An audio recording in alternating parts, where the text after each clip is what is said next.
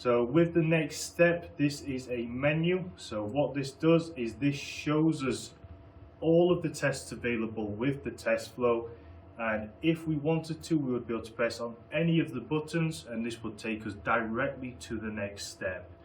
For this instance, for the test flow, what we're going to do is we're just going to move directly onto the next step instead of skipping directly to the next, to another step. So with the next step, what this is a board level visual inspection.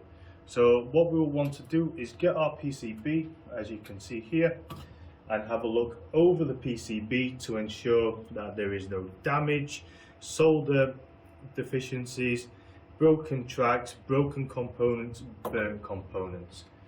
As you can also see on the right hand side, we do have a menu button. So what this does is this gives us everything relating to this test. So we have a schematic. So this shows us the entire schematic of the board. We also have a picture. So what this does is this shows us a picture of the PCB so we know what exactly we are going to be looking at. We have a video. So what this video shows is what we should be doing on this test. Here is a visual inspection of the PCB. What this includes is having a photo of the PCB to check if there is any visual damage on the board. This can include burnt components, broken tracks, broken components, the wrong orientation of components, and also including soldering defects.